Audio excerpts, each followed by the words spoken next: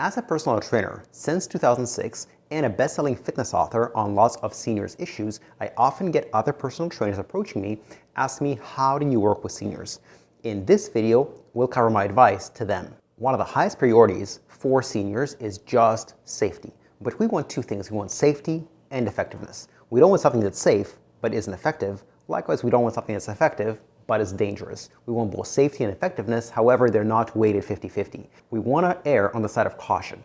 If your client feels like their joints are not up to par that day, take it a little bit easier on them. Take maybe 10 to 20% of the weight off, limit the range of motion, etc. Your top priority is avoiding injuries. Your second top priority is effectiveness, but it is a priority, so don't forget that part's important too. Another piece of advice I often give personal trainers is don't judge people based on their age. Judge them based on their abilities, because two people of the same age can have drastically different abilities. One 70-year-old might have very different abilities than a different 70-year-old, and so you don't want to use their age as a way to program for them. You want to take into account things like their goals, their limitations, their range of motion, their injuries, their medical conditions, etc. What you don't really want to consider is their age. You want to consider their abilities.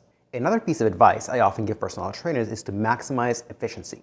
Don't just do the bare minimum that it takes to spend the hour with them or however long a training session is. What you want to do is the best possible thing. You want to make sure that this is the best thing you can do in that segment of time. In other words, you have to understand the FIT principle, F-I-T-T, frequency, intensity, time, and type.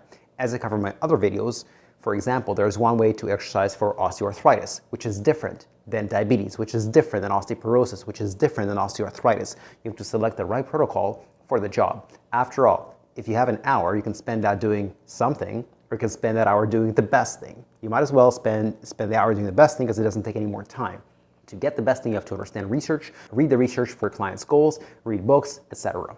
Another mindset that I encourage personal trainers to have with their clients who are seniors is progress every time. Your goal is not stagnation. The client came to you usually not because they want to maintain the shape they're already in. They want to improve the shape they're already in. The goal is progress every single time. And there are multiple different ways to progress. 1 is to increase the repetitions. 2 is to increase the weight. 3 is to increase the sets. 4 is to increase the tempo or decrease the tempo. Both are progressions. 5 is to increase the range of motion. 6 is to use more complex exercises. And there are others. But the goal is progress every time.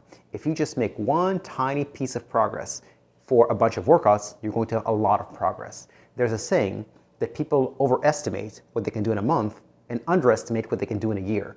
And so if you have just a little bit of progress across 50 or even 100 workouts, if you're seeing your client once or twice per week, you're going to make very, very good progress, and your client's going to be very, very happy with you. Progress is never boring. Another very important principle is don't train pain.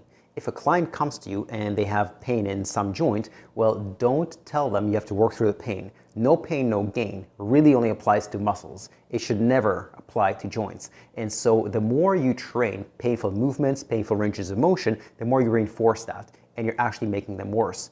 If at first their painful range of motion was from here to here, but then you train that range of motion, you're going to increase their painful range of motion. You want to decrease your painful range of motion. So train only the pain-free ranges of motion, pain-free exercises, pain-free joints. Over time, the pain-free range of motion will increase. That's the proper way to train a painful joint to eventually be not a painful joint. Another important principle I often teach trainers, and this should be common sense, is take regular measurements. The measurements should be relevant to the client's goals. I can't tell you how many trainers make the mistake of measuring things that are completely irrelevant. The client doesn't care about. Maybe they'll measure how many push-ups they can do, how many sit-ups they can do, how far can they touch their toes, when none of that stuff matters to the client. The client just wants to know how to lose weight. So measure their weight, their waist circumference, their body fat, the size of clothes they're wearing. Don't measure stuff that's not relevant. At the other end of the spectrum, if their weight is fine, but they have joint pain and that's their goal, well, measure their joint pain. Obviously, this is subjective, but measure their joint pain in movements that matter to them. For instance, ask them, when do you feel joint pain? Maybe they say it's going up the stairs, maybe it's going down the stairs, maybe it's walking, maybe it's getting off the chair or the couch or the toilet. So measure all these things as it pertains to them. This does two things. One is it improves accountability for you. You want to know whether or not your methods are working. After all, if you don't measure, you don't know. And maybe that's a good thing. Maybe you don't want to know because at the back of your head, you're afraid that what you're doing is ineffective.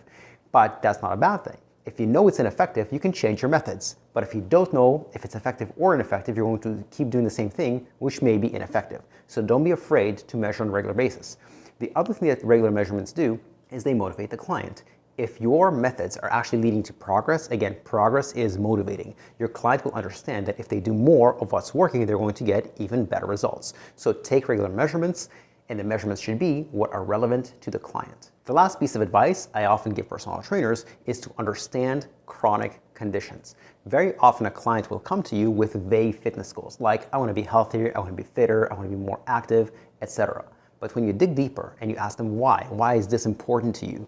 An underlying cause might be health. I want to reverse my diabetes. I want to improve my bone density. I want to lower my blood pressure. So if that's the main reason they're going after, understand exactly and precisely and directly how to go after that. Maybe they're trying to lose weight and you ask them a deeper question. Why do you want to lose weight? I want to lower my blood pressure. Well, what if we lowered your blood pressure without losing weight? Or what if we lower blood pressure and worried about your weight loss after blood pressure is normalized? Because blood pressure normalization is a way faster, easier, and simpler process than weight loss. So understand how to train clients who have chronic conditions. And if you're watching this and you're not a personal trainer, but you want to know how we can help you, there are two ways. One, I have a free fitness newsletter for people over 50. Check that out in the description below, and it'll take you to a link where you can subscribe to my newsletter. Method number two, if you want one-on-one personalized help for yourself or a loved one, we have on our homepage a link where you can schedule a free 10 to 15 minute Zoom chat, no obligation, no pressure, no sales pitch, just to see whether we can help you. Thank you and goodbye.